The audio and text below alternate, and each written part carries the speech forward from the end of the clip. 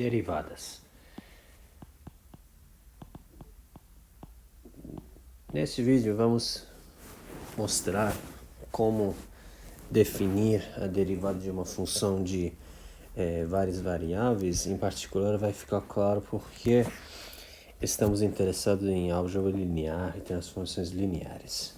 Então, para começar, vamos lembrar o que era a derivada de uma função real de uma variável.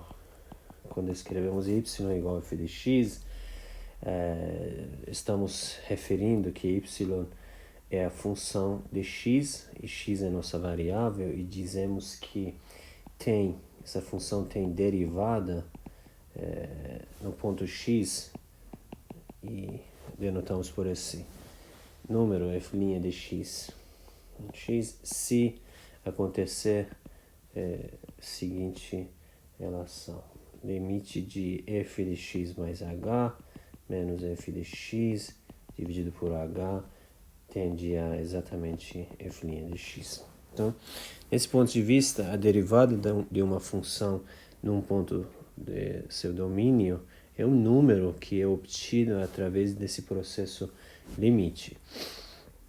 Nós podemos reescrever essa relação de uma outra forma que diria mais aplicada, que é assim: f de x mais h vai ser exatamente igual a f de x mais f' de x vezes h, mais algum erro que depende de h. Então, é uma forma de aproximar uma função não linear num ponto próximo ao ponto x por um valor da função no ponto x, mais um número aqui que é bem determinado usando a derivada, mais algum erro, onde é importante aqui que limite de r de h dividido por h é zero, quando h tende a zero. Então, a relação estrela pode ser reescrita dessa forma. Nós podemos pensar agora como definir a derivada de uma função de várias variáveis, seja uma função de U subconjunto aberto de Rn em Rm. Queremos saber como será possível definir a noção de derivada dessa função num ponto P que está no seu domínio, o conjunto aberto aqui, o aberto. Ok, claramente a gente vai ter o problema de definir dessa forma, porque aqui estamos dividindo por h, e aqui h seria um vetor em Rn, e aí dividir por h não faz sentido, certo? Mas se nós olharmos para essa relação tem uma boa mensagem, que é a seguinte: nós podemos considerar aqui uma função linear, né? Uma função linear t de h como sendo f' de x vezes h. Então, se olharmos dessa forma, nós estamos vendo que f de x mais h está sendo igual a f de x mais uma função linear aplicada em h mais um erro que vai para zero. Então, dessa forma, nós podemos definir agora a derivada de uma função em dimensão mais alta. Ou seja, f de u subconjunto aberto de Rn e Rm, uma função dada. Dizemos que f é diferenciável no ponto P do seu domínio, né? Se existir uma função, uma transformação linear, né? Uma transformação linear t também de Rn em Rm, como própria função de Rn em Rm, que será a derivada da função, né, no ponto P, tal que f de P mais V é igual a f de P mais essa transformação t aplicada em V mais R de V. Exatamente como a nossa derivada em funções de uma variável. E limite de R de V dividido por norma de V é zero quando norma de V tende a zero. Então, nesse caso, a gente define a derivada da função num ponto do seu domínio como uma transformação linear, né? A derivada de uma função é uma outra função em cada ponto, que sempre vai ser uma função linear. E tem que satisfazer essa relação. De uma certa forma, ela aproxima a função, né, perto do ponto P. É a função f no ponto P mais v, dada exatamente por f de P, mais uma função linear aplicada em V, mais um errinho. Esse errinho é sublinear. Essa relação, às vezes, é chamada de sublinear. Isso quer dizer que r de V tende a zero, mas muito mais rápido que a própria norma de V. De tal forma que a divisão vai... no limite, a divisão vai tender a zero quando a norma de V tende a zero. Então, uma interpretação geométrica no caso de dimensão 1 já está clara, deve estar clara no cálculo 1, né? Nós temos uma função f, num ponto P tem derivada, essa derivada não é nada mais do que uma função linear cujo gráfico está esboçado aqui como essa reta tangente. Esse gráfico aqui, essa reta é gráfico de uma função t, que também é de r em r, e t de h é exatamente um número vezes h, que é uma função linear, certo? Bom, foi uma pequena mentira aqui, que não é gráfico dessa função linear, não é exatamente essa reta tangente, né? Uma função linear, o seu gráfico sempre passa pela origem, né? De fato, a gente está transladando a origem. Mas, enfim, de alguma forma,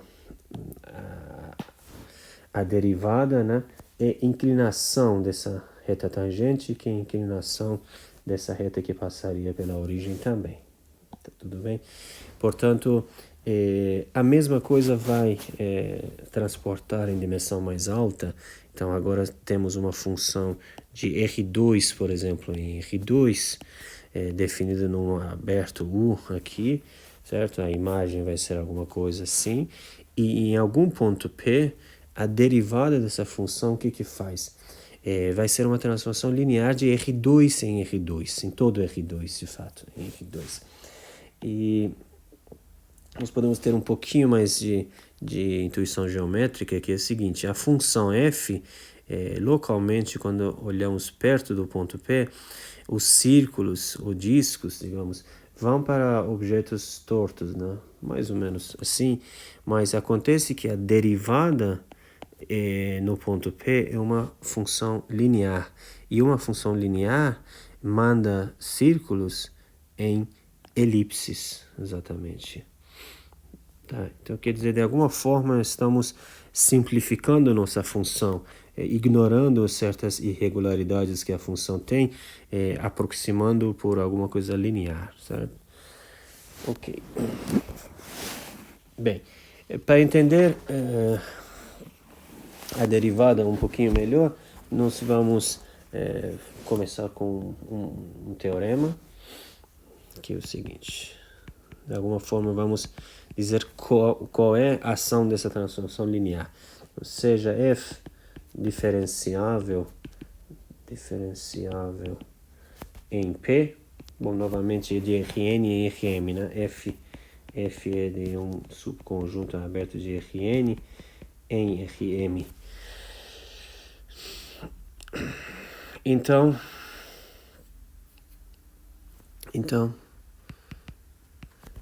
derivada de f no ponto P é caracterizada pela seguinte fórmula. Qual é a fórmula? Que a derivada de f no ponto P vai ser uma transformação linear, onde quando aplicamos num vetor u, né, um u pertencente a Rn, vai ser limite, quando t tende a zero, de f de p mais tu menos f de p dividido por t. Então, nós podemos realmente definir a derivada com a noção de limite, porém, temos que definir o que faz para cada vetor, porque a derivada no ponto P não vai ser um número, a derivada vai ser uma transformação linear. Se você quer, é uma matriz, como explicamos, relação entre matrizes e transformações lineares. Mas é bem melhor aqui apresentar como transformação linear, por enquanto. A derivada vai ser uma transformação linear que, quando damos o vetor U, a resposta tem que ser um vetor em Rm. Né? Tem que ser uma transformação linear de Rn em Rm. Então, dado o vetor U, a imagem vai ser esse vetor. Esse aqui é um vetor, né? Porque F pertence a Rm, esse aqui também pertence a Rm, a diferença deles também pertence a Rm, dividido por um número ainda pertence a Rm, e esse limite vai ser um vetor em Rm. Então, vamos ver por que a derivada, como falamos anteriormente, aqui, né? Aqui a gente definiu a derivada. A derivada era essa transformação linear que fazia que essa relação valesse. A gente está agora falando que essa transformação está definida dessa forma também, que é uma forma funcional, né, de calcular a derivada. Bem, suponhamos que então seja t satisfazendo a relação duas estrelas ou uma estrela, se eu não usei, isso aqui é duas estrelas. Se a transformação T satisfaz essa relação duas estrelas, nós fixamos um vetor U em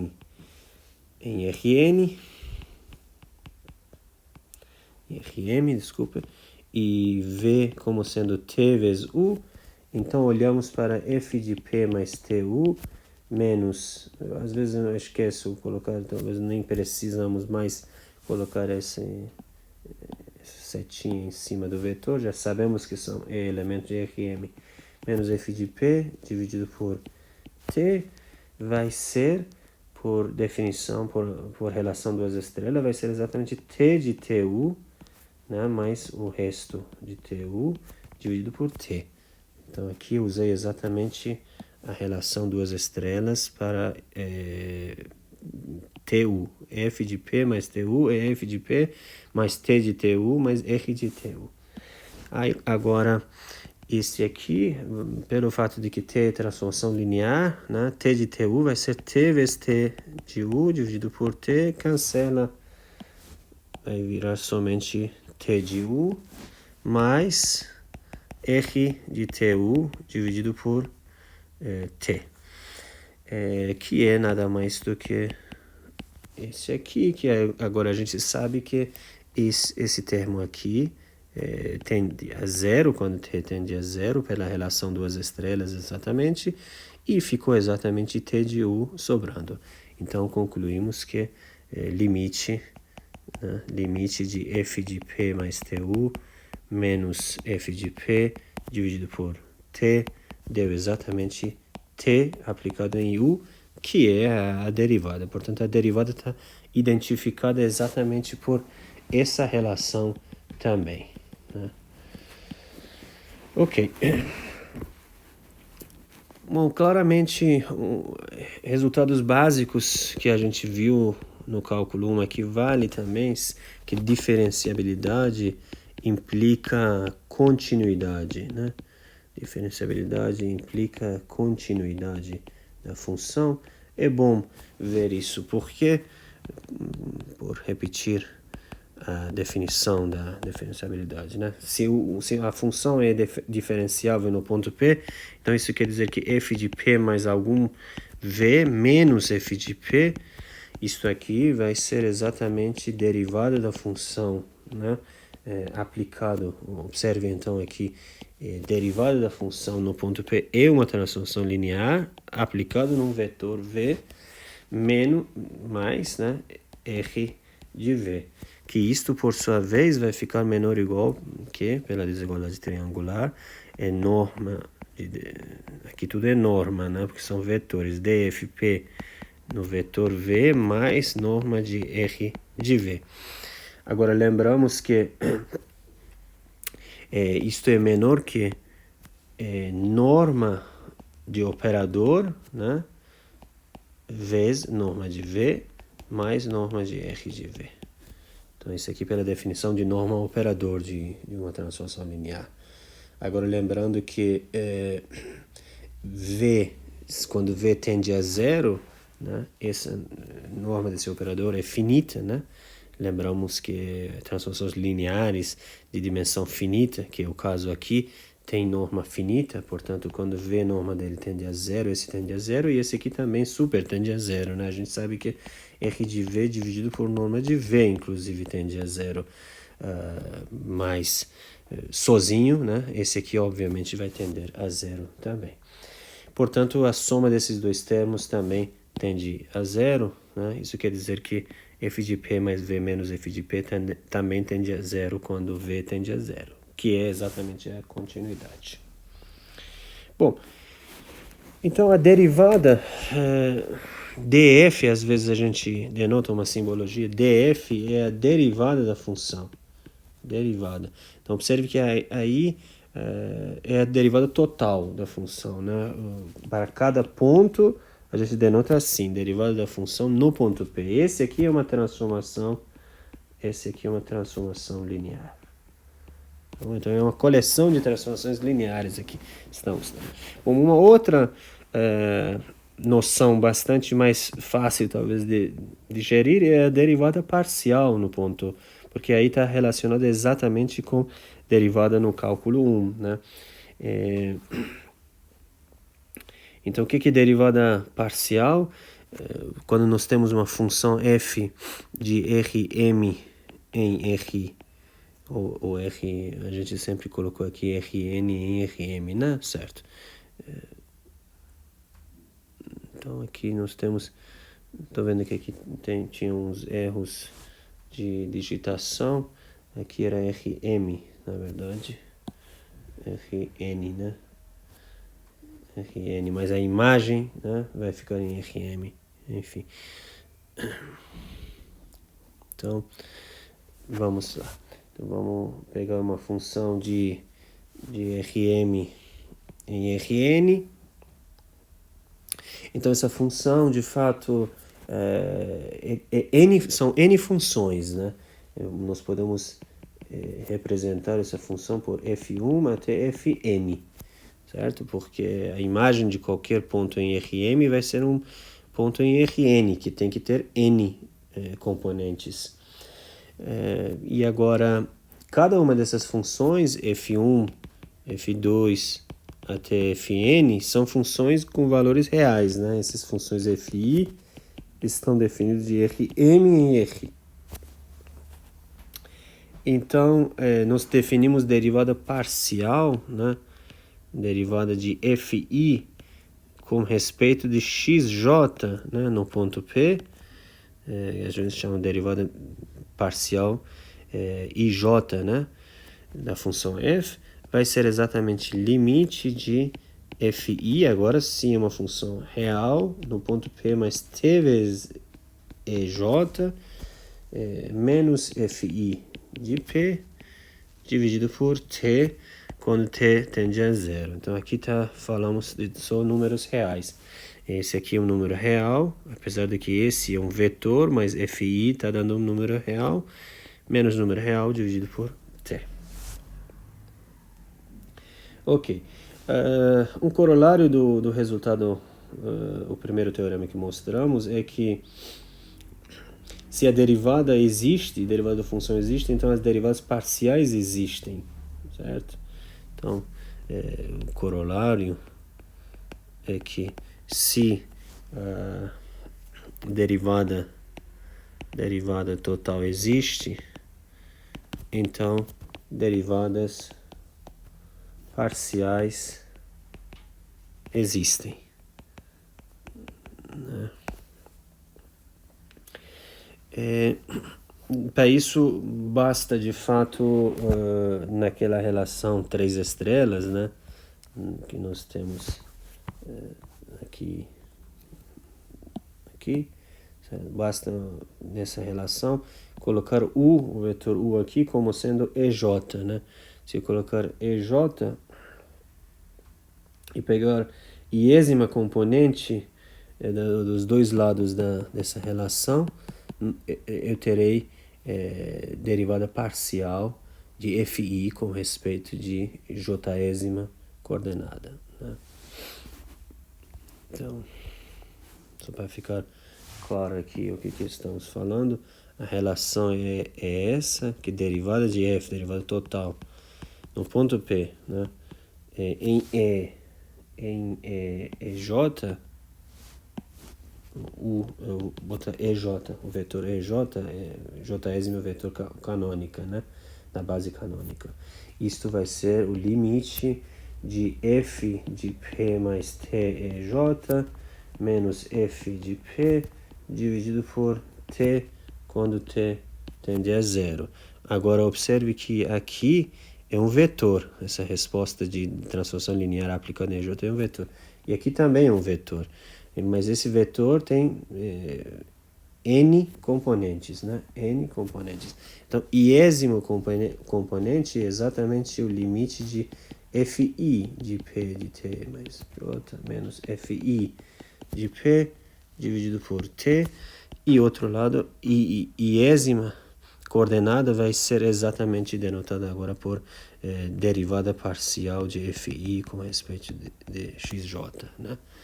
No ponto P. Muito bem. Agora, existe um resultado que relaciona a recíproca, né? A veracidade da recíproca. Será que as derivadas parciais existirem, a função tem derivada?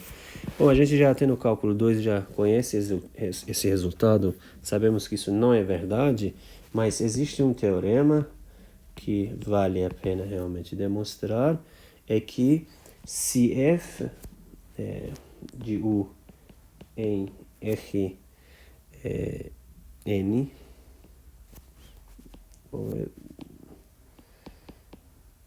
eu às vezes coloquei Rm no domínio, Rn no domínio, mas não faz diferença. Aqui, em cada resultado, espero que a demonstração seja coerente.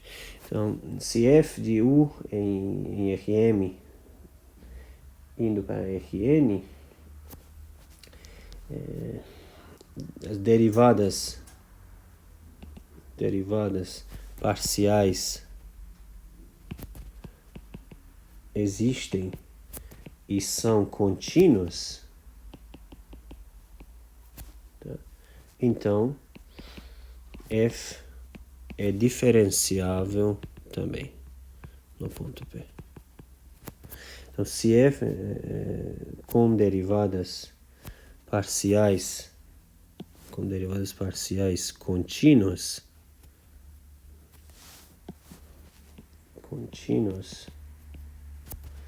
em P, então f é diferenciável em P também. Então, é a recíproca do resultado que se é diferenciável, as derivadas parciais existem. Agora estamos falando que se as derivadas parciais existirem e são contínuas, isso é muito importante, e são contínuas, então a função é diferenciável também. Bom, isso a gente faz no próximo vídeo curto.